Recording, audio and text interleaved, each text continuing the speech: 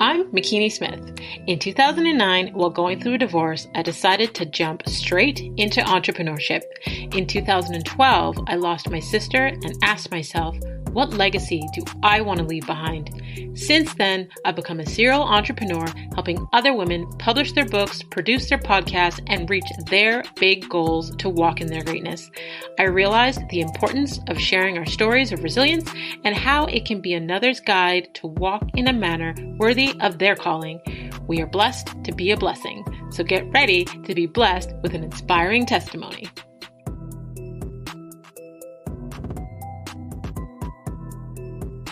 Hey, Legacy Leavers. Thank you for joining us on the VOGUE Stilettos podcast, the top 1.5% most popular show globally, where we have conversations with extraordinary women that are letting us step into their shoes.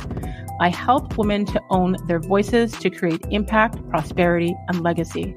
I get inspired when I see another woman succeeding, but what interests me more is her backstory and her mindset on how she got there. So today's guest is about to bless us with her testimony. And since you're already here, you may as well subscribe. Today we have Sonia Jhas. She's a mother, wife, mindset, and wellness expert, and one of the country's most influential voices in mental and physical well-being.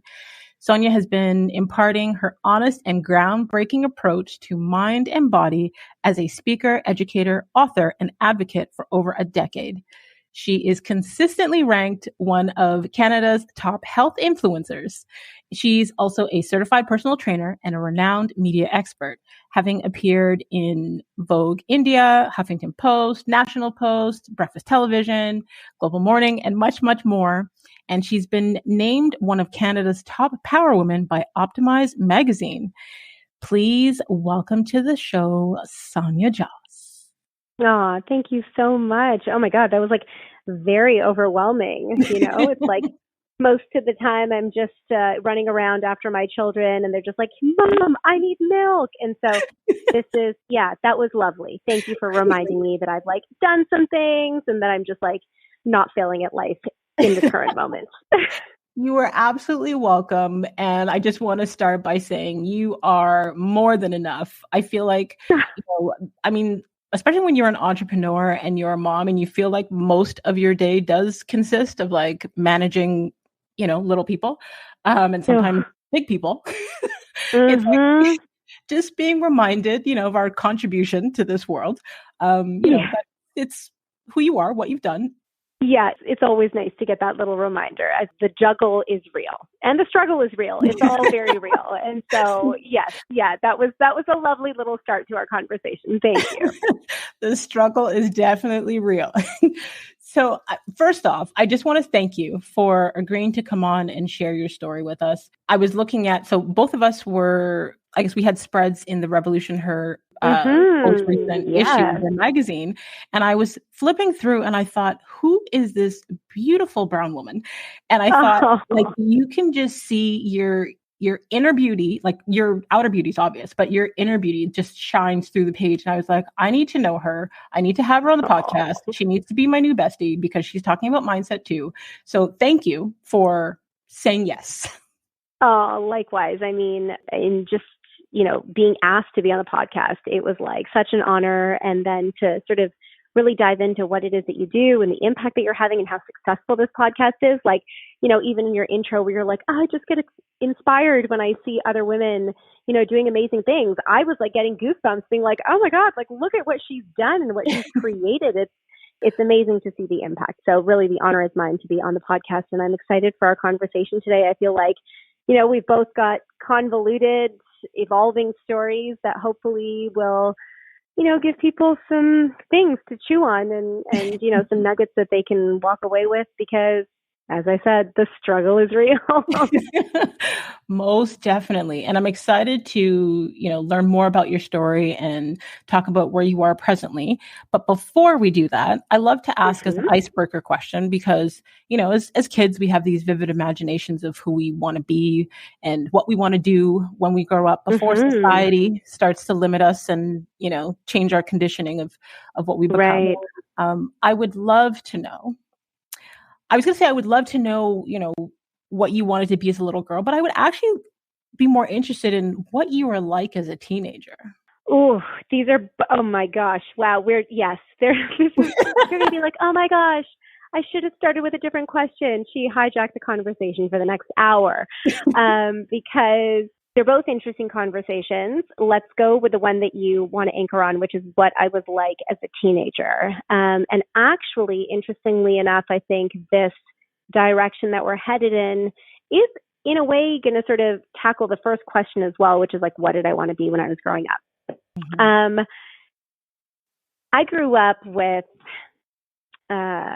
pretty strict South Asian parents. They both independently came here to do their masters. They met here, got married, and very quickly sort of got off on the track of being in the corporate world, which at the time for Indian immigrants was a little bit less common. And they were driven, they were focused, and they were very quickly making sure that they were playing the game right over here. So it was like academia was critical, image was critical, being well-rounded was critical, and it was heavily sort of enforced in everything that we were taught in the household. Mm-hmm. And I say that just based on the fact that that was what the vibe was. Like, you didn't question it. You knew that there was excellence expected and demanded. And it wasn't that somebody was running around hitting you or screaming at you. There was this air of discipline, structure, excellence, and everything that we were to do was to sort of fuel that agenda of becoming successful, getting married, having a beautiful home, having enough money, having children, that classic facade. And so when you ask me, what did you want to be when you were little before society took over? My parents took over by the time I was 2. So the earliest part of me wanted to become a doctor or a lawyer or an engineer or maybe a teacher before I realized that that wasn't exactly considered elitist enough at the time. And it's not probably what I actually wanted to be. And as we'll see later on in my life, I did not end up becoming any of those things. And so it was just this idea that I had very early on that in order to be good enough, I had to be excellent at one of those things. And so in high school, it was interesting. Elementary school, I sort of breezed through. And then in high school, when you start to pick your courses and, everything isn't just generic math, English, science, you go into algebra, geometry, and physics and chemistry and all those things. I thought that I was going to become, at this point in time, a computer engineer. Because Waterloo was an amazing university, co-op had become a big thing, computer engineering was considered the next big sort of field, and I was like, okay, I'm either going to become a computer engineer or I'm going to become a doctor. Now, you can only do those things if you don't fundamentally suck at physics, chemistry, algebra, geometry. And I didn't suck at biology, but that was not enough to give me enough of a head start here when I was sort of competing to get good grades. And so high school was extremely challenging for me because I was fully consumed by the image that I needed to portray, that I was doing well enough in school, that everything was on track, that I was, the ideal child, while not doing well enough in school, hiding my report cards from my parents, sometimes whiting out the grades on my report cards so they wouldn't see it, and really struggling with body image and really trying to figure out how I externally look the way I thought beauty was defined as at the time. And so my high school experience was really unusual, actually, as opposed to it being this wild time where I was sneaking out and partying and drinking and really coming into my own. I'd say sort of grade 11 onwards, it was a time of anxiety and stress and a lot of internal conflict and hiding. I spent a lot of time hiding my pain and my struggles because I didn't feel like my parents would ever understand sort of what it is that I was going through. I didn't feel like they would empathize. And I've always had, an 8-year older brother who was gifted from day one. Like, not like pretend gifted, but like fundamentally IQ gifted. So, it was a very different experience for them with him. And then I came onto the scene 8 years later being loud and energetic and boisterous and fundamentally not gifted.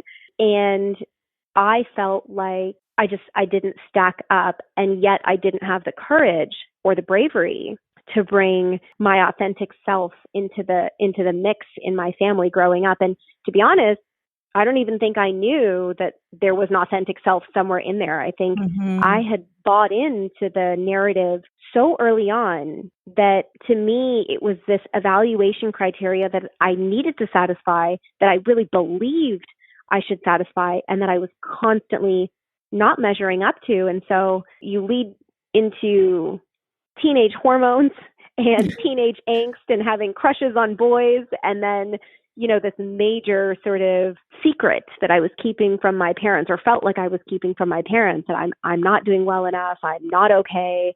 I really sort of suffered with body image, as I said, but really I wouldn't eat. I was fundamentally anorexic from grade 11 to grade 13 without my parents knowing. And so a lot of shame, a lot of fear, a lot of guilt, a lot of judgment, and this interesting notion that I would be able to overcome it all and flourish as soon as I got to university. So fear, but then also this like really false hope that if I can just make it to university and get there, then I can escape and I can like live my life. Do you know what I mean? Yeah. I'm listening to your story, and I hear a lot of times from first generation Canadians, the pressure that is put on them from their families, whether, they're from South Asia, the Caribbean, their parents came to this country expecting a better life, but all the pressure is put on to, their children, and the expectation to basically be an extension of living out your parents' dreams, or, being, I guess, this person that's supposed to be perfect. And the heaviness of that is what I hear in your story, the pressure, and how, you have the older brother that is a genius and, struggling with eating disorder and things like that. Like we're programmed from kids to be who we are. And the reason I ask that question is because, it gives us a glimpse into either where your programming, stems from, or, and then, as we get older, when we learn or we become aware of, some of our childhood wounds and childhood traumas, we're able to unlearn and relearn as we heal those things.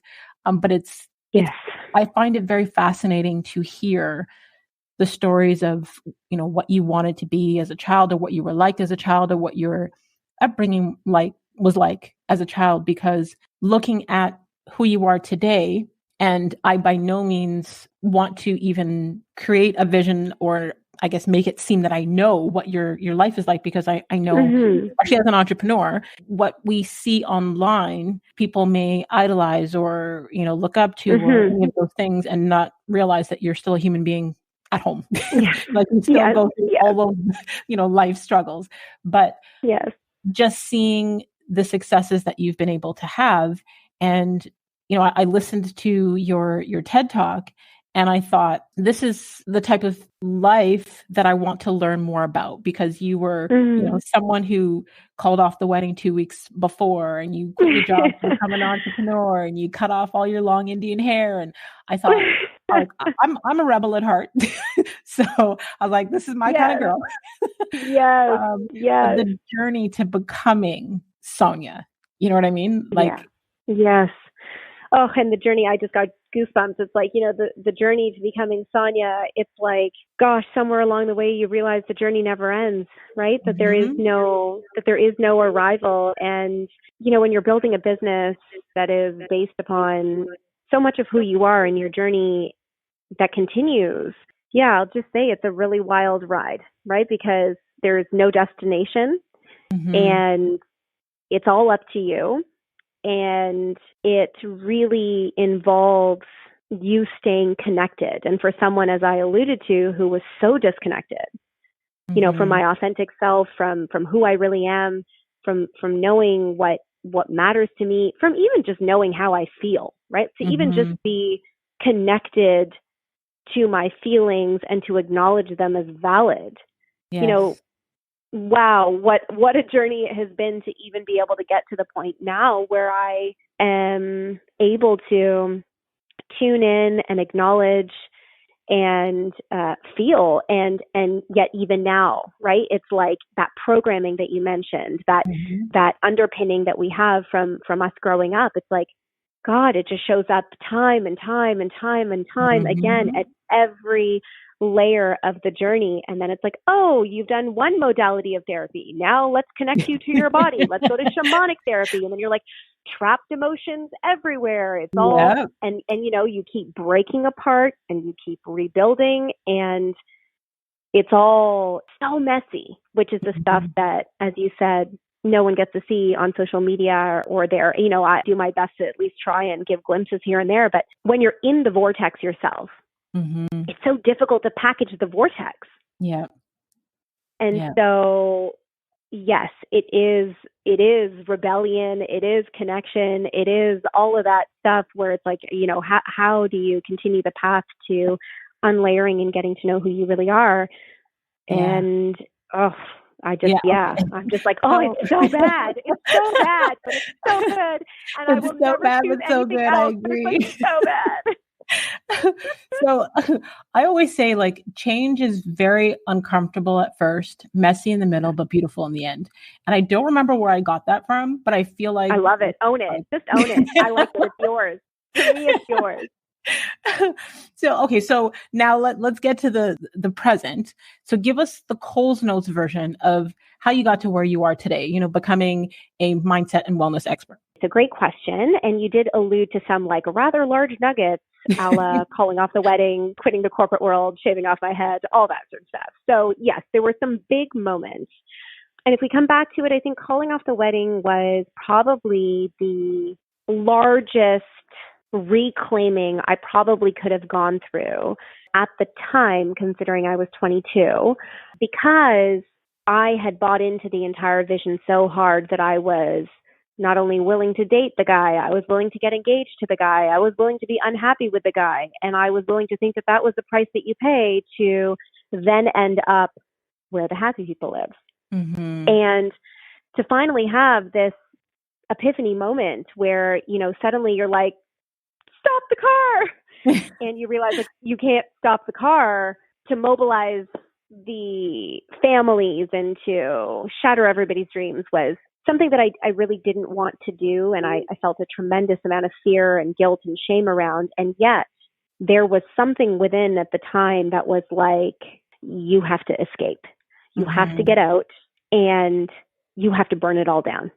And this may be the biggest mistake you ever make, but it doesn't matter. It is the choice that you have to make. And so I think by tapping into the courage and really facing the idea of like taking responsibility for my life for the first time, right? Like for actually being like, you have made this bed and now you get to decide if you're going to sell your soul or you were going to try and reclaim it. And albeit at the time, I didn't know that that's what was going on. So I'm sort of, narrating after the fact. But the sentiment at the time was, this is not who you are.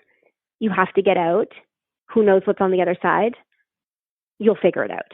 And it was maybe the first moment of trust, like the faint hint of trust in this idea that I am not meant to feel miserable in my life. Like my purpose here is not to feel misaligned and like I'm performing and like I'm constantly living up to the expectations of others.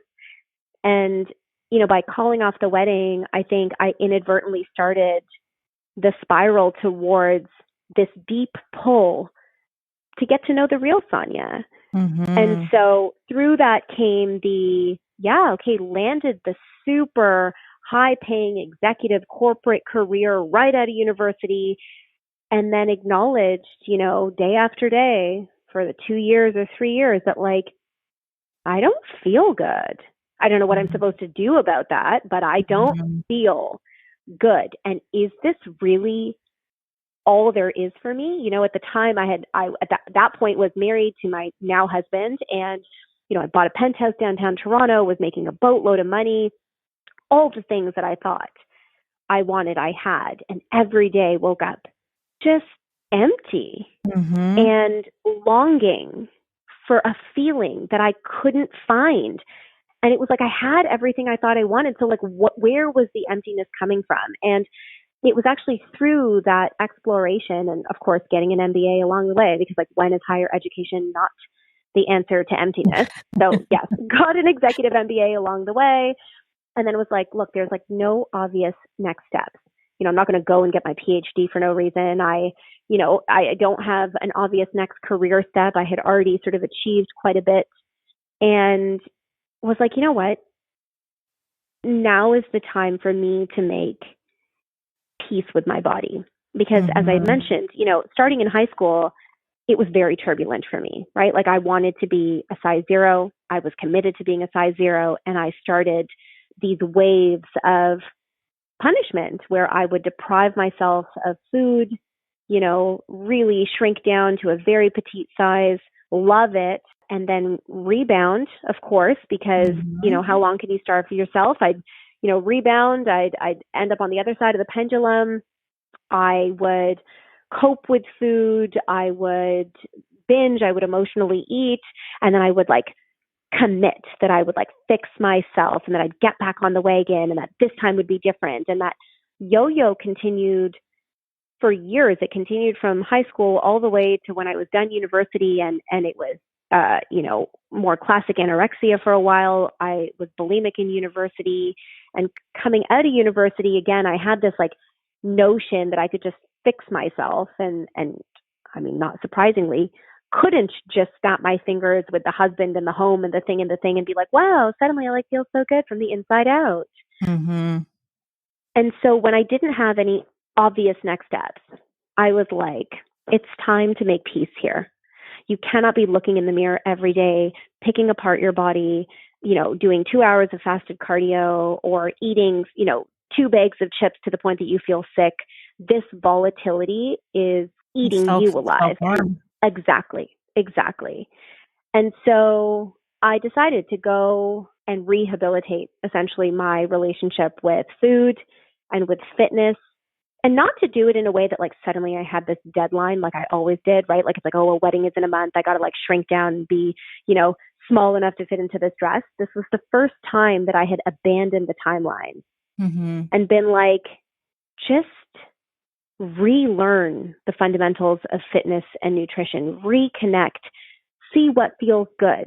Let's focus on strength instead of size. Let's focus on nourishment instead of calories. Let's just try and go through this next phase, staying connected so that you can collect data around like, what do you like? Do you even like exercise? Do you even like food? Like, what is it? Like, what is in here? And it's interesting. It's like, you know, by really shifting sort of the perspective and taking away the deadline and starting to work with my mind and body instead of against it. It's like the war slowly ended, and through it, I uncovered this deep passion for, yes, fitness and nutrition, but the mindset piece that goes along with it. And how do you finally get off the hamster wheel of weight loss? And how do you get to a place where you can authentically say, you know, there is no beginning and end to this journey, and that it is going to be an evolution where you are allowed to ebb and flow, and to make that a part of life, because you're not a robot, you are a human. And, you know, very quickly, I was like, you know what, let me just get my personal training certification done. I was still working in the corporate world at this time, but I was like, maybe if I have a baby and I go on mat leave, then I'll be a mother and like nobody can judge me for not wanting to go back to the corporate world, because then they'll be like, oh my God, like, look at how much she loves her child. And then through that disguise, I'll be able to like become a personal trainer and then like work with people. Because it felt like maybe this was something I could get really excited about. But it was like, who even says that? Like, what are you going to quit the corporate world to become a personal trainer? Like very unusual and unexpected. Now I'm like, yes, everybody should do that. But 12 years ago, it was like, you're going to throw away your entire education and life to become a personal trainer. It felt very judgy. It felt internally extremely judgy based on the evaluation criteria of my parents. And so I was trying to trick myself into being like, you're not really doing this. You're just finding a hobby. You're just, going to just play around with this on the side. And the universe, right? It's like, I got my personal training certification done. And there was a trainer in downtown Toronto who had not had a period since she was 13, magically got pregnant out of nowhere and can't afford to live downtown Toronto anymore. So has to leave and move to Collingwood. And she had this portfolio of clients with 13 people. And one of the girls was a really good friend of mine. And she was like, you know what, have your certification. Like, why don't you just take me on to see if you even like this? Like, whatever, like, I'm not judging you. Like, let's just see what happens.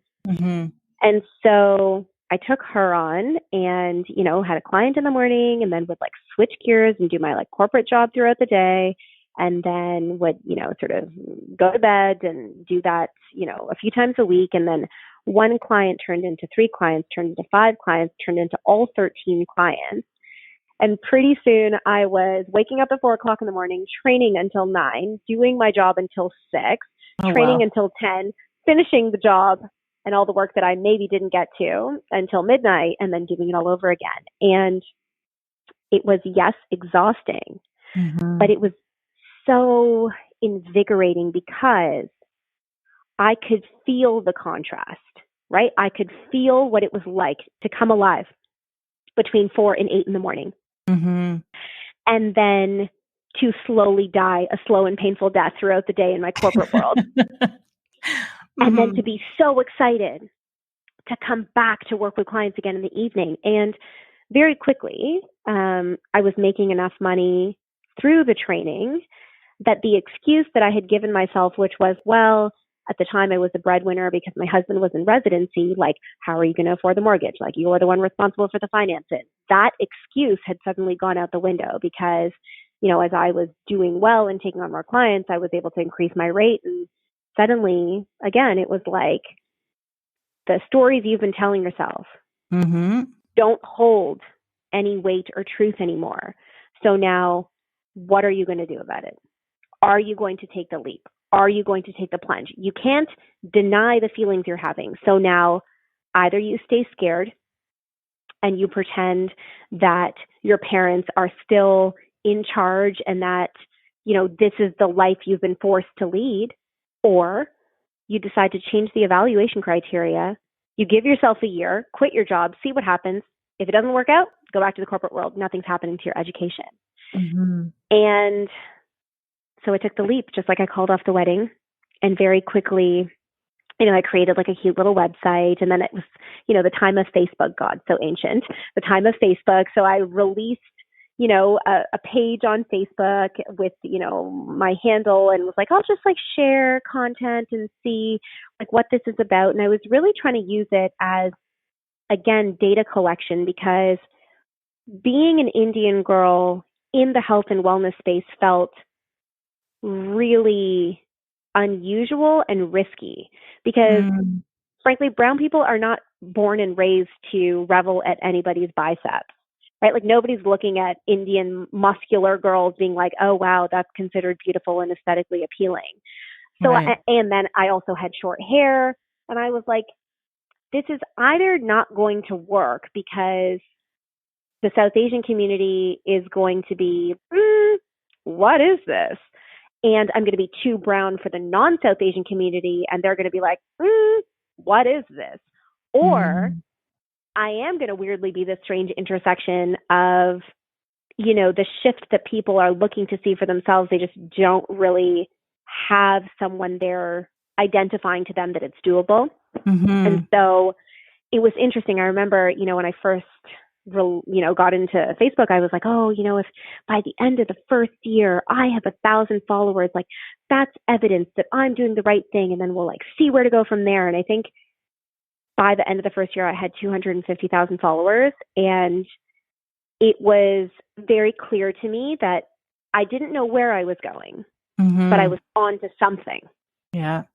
And then from there, it was like, well, what is it that you even liked about the corporate world? Like, what is it that you like about what you're doing? And it was like that connection with people, being able to speak and present and bring my personality. And I was like, I don't know, this is like a really weird and childish thing to say, but like, maybe I could be on TV.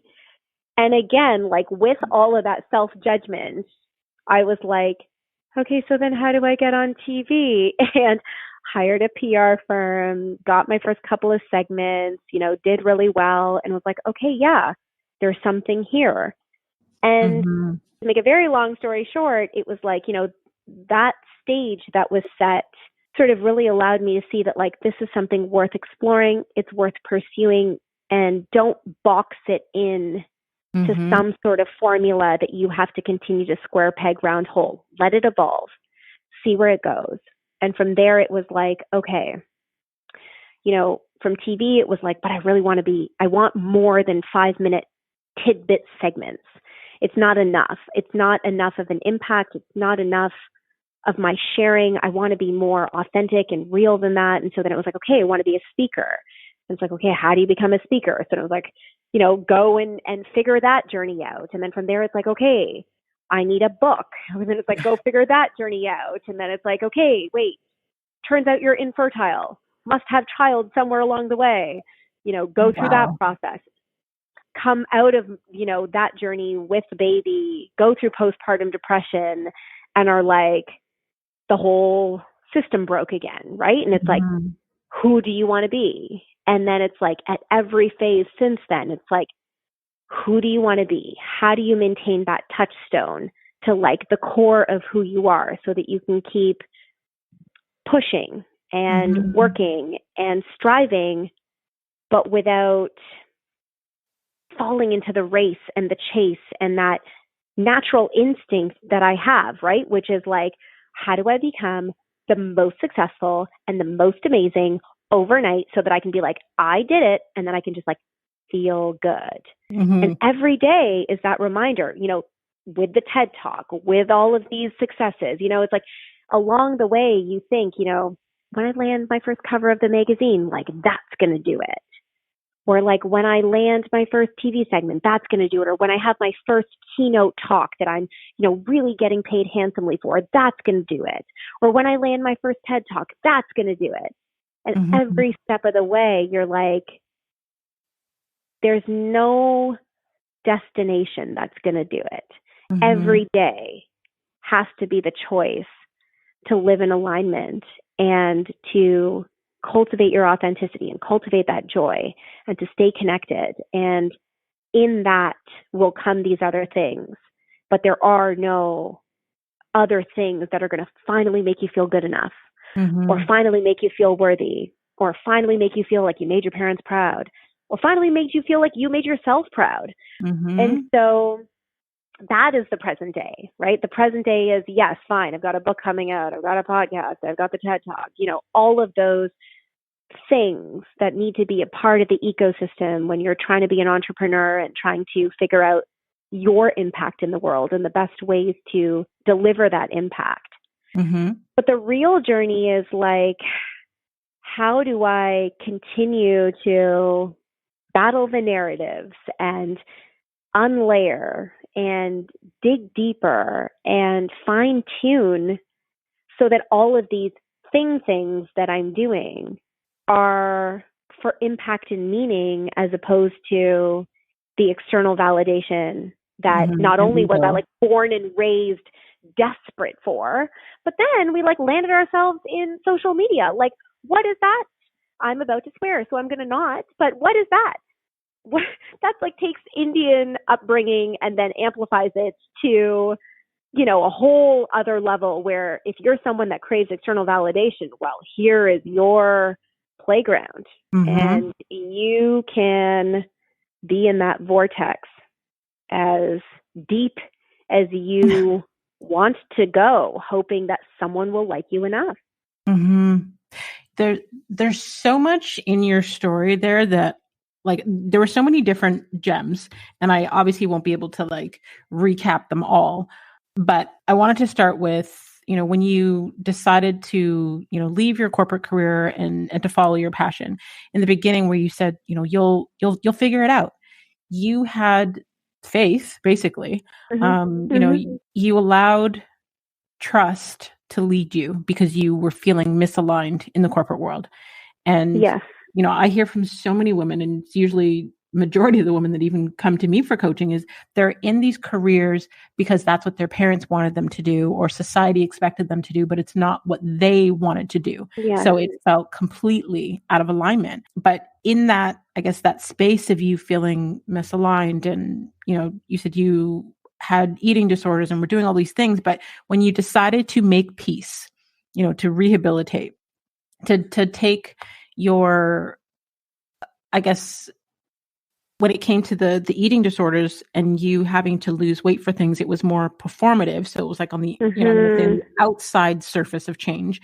But then when you went through that process, you basically went to the core of that change, the identity of that change, to make it more permanent, to switching from, the self-harm and the unhealthy eating habits to wellness. Exactly. And then being able to feel fulfilled, with what you're doing when you started doing the personal training, how you felt aligned, and the difference in how that feels. Like, I want the women who are listening to take, if they take anything away, to take that point away is, when you're doing what truly brings you joy, you feel aligned, you feel great about it. And you don't wake up every day dreading to go to work, or, dreading what you have to do, or hating your life because it doesn't feel fulfilling. It feels completely, misaligned. And then I love how so true. That feeling is, and it's, it feels hokey, right? Like it feels hokey to be like, oh, it's all about like the feeling. And you're like, no, really though. Like, especially those of us who are so in our heads and driven and type A and all those things. It's like, oh God, at the age of 38 now, I'm like, oh, I have to learn how to connect with my feelings because they hold all the answers this whole time. And it's so true. And it feels so rudimentary and so elementary. And, we're just like, no, it has to be more complicated than that. But you're like, no, man, turns out it's not more complicated than that. Like, if you're not happy, that is fact enough. Now, what you do with that, yes, complicated. But even just being able to identify that as like a valid problem that deserves being solved, I think is an important acknowledgement, for women, Absolutely. I understand, when you said, people who are, certain personality types, or, think a certain way when it comes to understanding what happens when you connect with your feelings. Like, I'm going to not go into the whole coaching mode right now, but just for the listeners to understand, like, your subconscious mind, that's your feeling mind, and it has more control over what you do than your conscious mind. So when you are connected to your feelings, not only is it easier to make things happen in the way that you want them to, and for those of us who are good with connecting with our feelings, it's much easier to manifest what you want when you connect to the feeling. Like, I'm actually doing a book study with another coaching friend of mine with the book, The Power of Awareness by Neville Goddard. And he's just talking about, like, anything that you want, connect to the feeling. What would that feel like?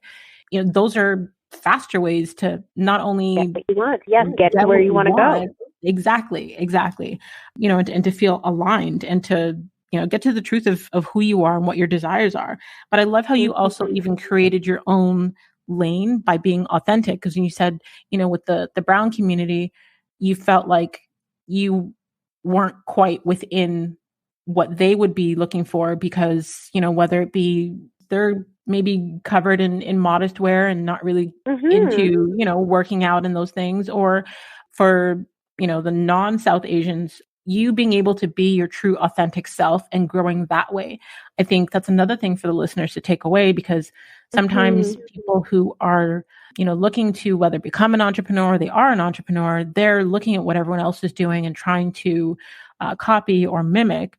But when you are your true authentic self, you create a lane for yourself and you start to attract those who are like you. So maybe there may be like tons of other people out there that feel that there is no space for them because they don't quite fit into any particular box. But then they see someone like you, Sonia, who is being your true authentic self. And you're like, yes, I am South Asian, but I'm cutting off all my long hair. I'm not fitting into, the typical stereotype. I'm going to do me.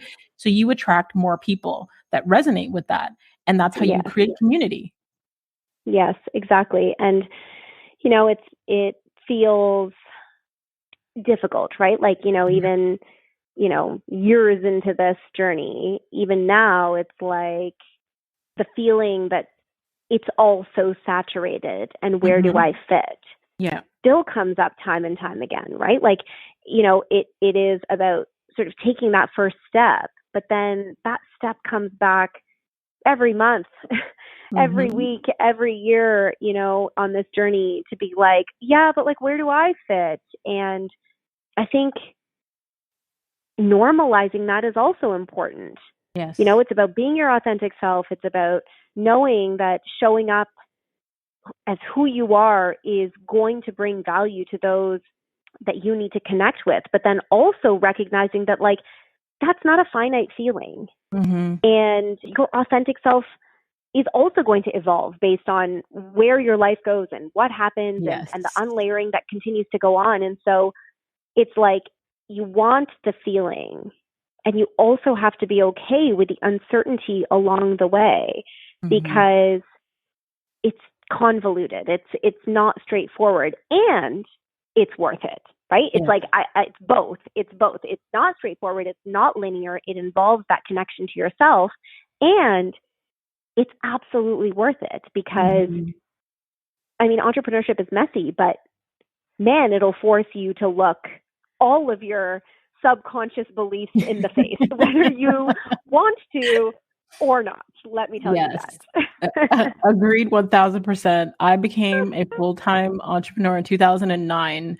And obviously, it's had its ups and downs, but it's totally forced me to, I want to say, do the work. Like, being an entrepreneur is a personal development journey. It is. It is. Actually, the rest of it just happens to be the output along the way. But it actually is. It's more of a journey within than it is a journey out there. Yes. And, the rest of it ends up being bonus and excellent. And I think, the fact that, wow, you've been doing this since 2009, that's incredible. Like, look at your resilience and tenacity. Yeah, that's why I say resilience is my superpower because it has not been easy being a single mother of 3, full-time entrepreneur for this long. Cannot imagine. I'm at all points ready to give away one of my children. They were like, have 2 kids. Like, it's so much fun. And I'm like, 2 kids is too many children.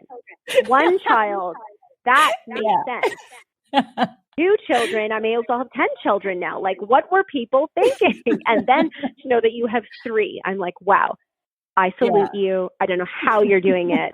It's incredible. It's definitely not easy, but, people will see an image online on social and just assume that, life is perfect. But just like every other mom, it comes with its ups and downs. But I would, I would love to touch on 2 things. So 1, I would love to know what your superpower is. And 2, in your TED Talk where you said, social media is the ultimate Indian parent. I want you to quickly break that down for us. Oh gosh. Okay. My ultimate superpower, I guess I would have to say, is willpower. I think that has been a strong characteristic of mine since day one. This need to forge forward and continue to try and fight for excellence, I think, has just been woven into my DNA since the beginning. Now, I will say that it is equal parts like a major blessing because it comes very naturally to me.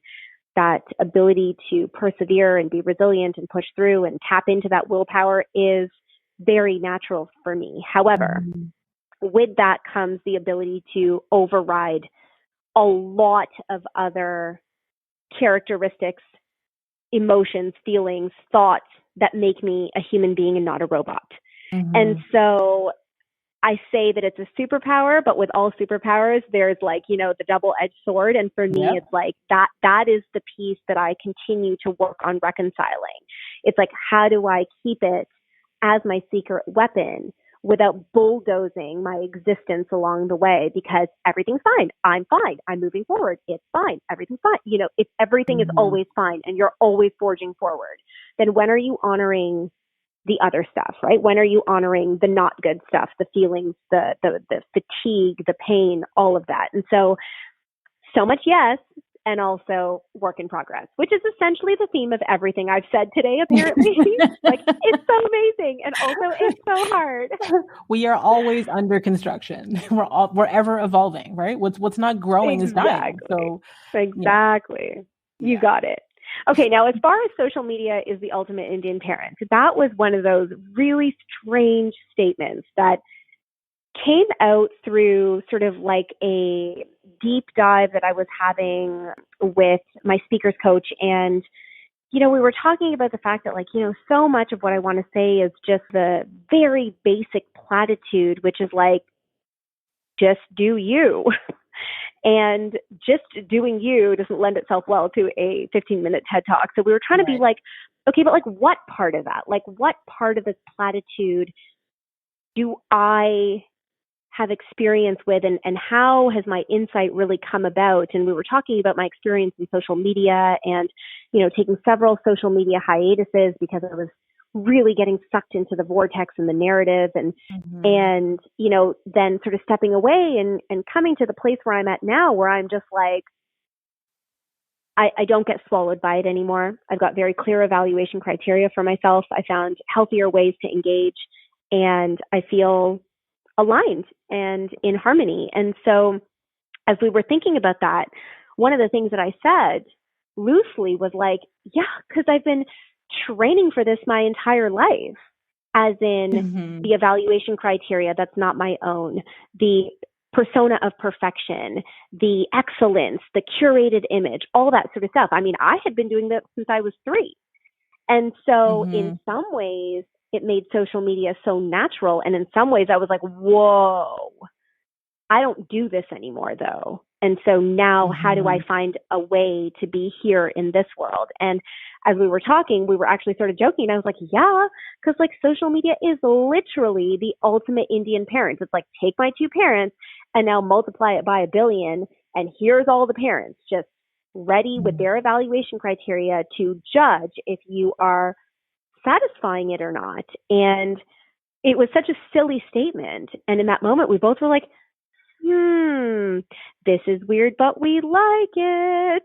And so that just sort of ended up being the theme. And weirdly enough, it allowed me to sort of weave in my history and my experiences growing up and the calling off of the wedding and that conditioning into what is actually an epidemic for all of us now, right?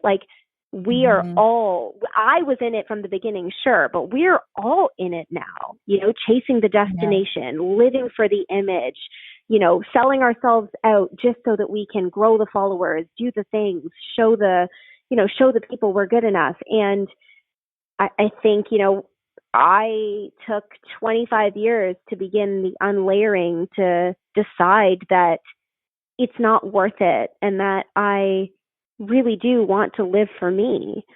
And if through making that very unusual correlation, there's a scenario in which people can sit back and look at their experiences online and what it's doing to them, I think there is going to have to be a course correct and a shift that comes because it's not sustainable for us internally, right? We can't keep performing like this without hitting a place where we finally, hopefully, call it and say, it's not worth my happiness.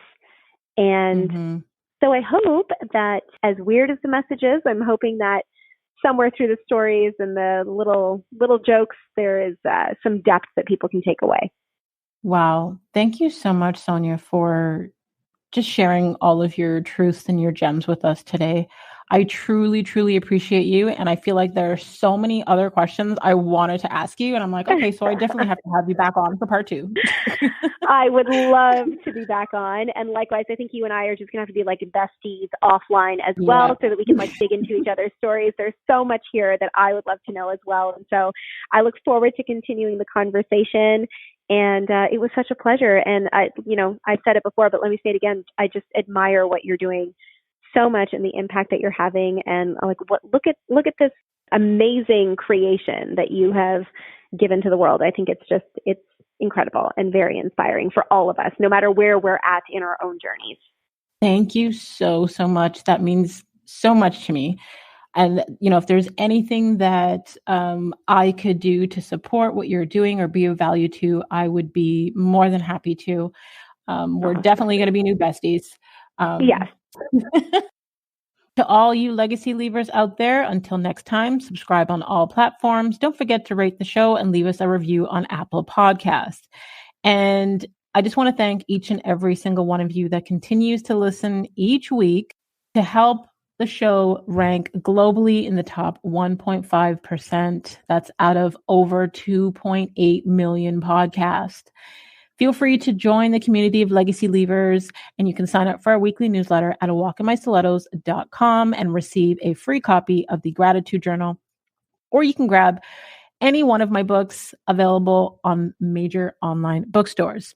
And if you could think of one woman that will receive value from hearing Sonia's story, please share it with her. Feel free to screenshot this week's episode, and we'd love to hear what resonated with you. You can tag myself at The Real Mikini Smith, and you can tag Sonia at Sonia Jhas.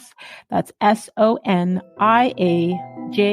And continue to walk in greatness in your stilettos in a manner worthy of your calling.